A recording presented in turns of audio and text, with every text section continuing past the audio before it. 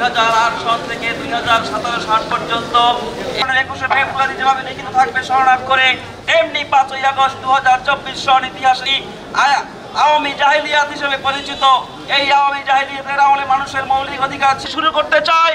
আওয়ামী লীগ যদি আবার সেই রাষ্ট্রীয় সম্পদ লুণ্ঠনের ইতিহাস রচনা করতে চায়, আমরা কি দেখলাম, একটি বিশাল মিছিলের মাধ্যমে সারা বিশ্বের দৃষ্টি আকর্ষণ করার চেষ্টা করা হয়েছে।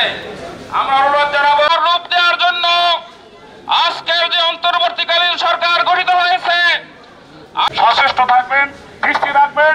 এই দেশ আমাদের, প্রিয় মাতৃভূমিকে রক্ষা করার দায়িত্ব আমাদের।